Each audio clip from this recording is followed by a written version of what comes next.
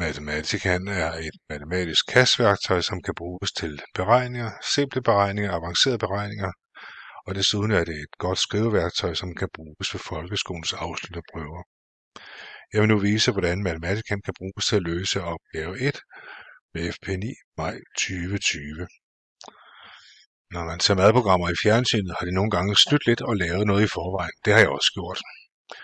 Mathematikeren er opbygget i celler, og der findes 3 hovedtyper af celler. Der er tekstceller, det kan man se op i en tekstcelle. Det er også en tekstcelle. Det her det er så en inputcelle, det er der, hvor man skriver regneudtryk eller løser ligninger. Og så er der outputceller, det er der, hvor resultaterne bliver vist. I opgave 1.1 skulle jeg vise ved en beregning, at det kostede i alt 308 kroner for en nat hos Sollyst. Jeg har lavet en variabel her, der hedder pris Sollyst. Det kan passe, at den er skrevet med blå. Det ændrer sig, når man laver beregninger. Det er lige med 58 plus 2 gange 82 plus 2 gange 43. Gangetegnet kan enten være en stjerne som i et regneark, eller man kan bruge det gangetegn, som findes i paletten flere tegn. Paletterne finder man heroppe. I opgave 1.2 skal jeg beregne prisen for 12 nætter, og der udnytter jeg så, at jeg har en variabel, der hedder pris for en nat, eller pris Sollyst. Så i alt det er så lige med pris Sollyst gange med 12, 3.696, og så konkluderer jeg, at det i alt koster 3.696 for 12 nætter. På samme måde udnytter jeg de variable i opgave 1.3, hvor jeg skal skrive et udtryk til beregning af prisen for n nætter.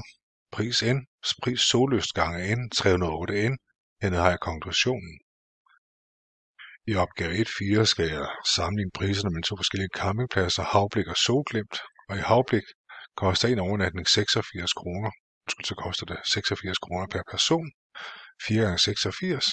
Forskellen det er så prisen i Havblik minus prisen i Sollyst, 36. Og hernede konkluderer jeg så, at det er 36 kroner per døgn. Så viser det sig, at man kan få rabat Camping Havblik, og nu skal jeg i opgave 1.5 undersøge, hvor mange nætter familien skal overnatte, for at det er billigere for dem at overnatte på Camping Havblik end på Camping Sollyst, når de køber et familiekort, og så skal jeg også begrunde et svar. Jeg vælger at lave min undersøgelse i et regneark. Her har jeg en kolonne for prisen for Sollyst, og her en for Havblik. Prisen for Sollyst er jo 308 gange antallet af nætter, mens prisen for Havblik falder med et procentsats, der svarer til det antal nætter, man overnatter af, dog maks 30. Det har jeg så skrevet som et regneudtryk heroppe, og så har jeg kopieret ned.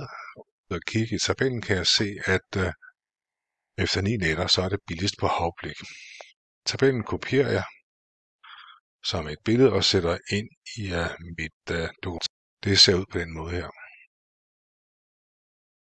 Nu vil jeg vise, hvordan man kan formatere mit dokument, så det bliver tydeligere.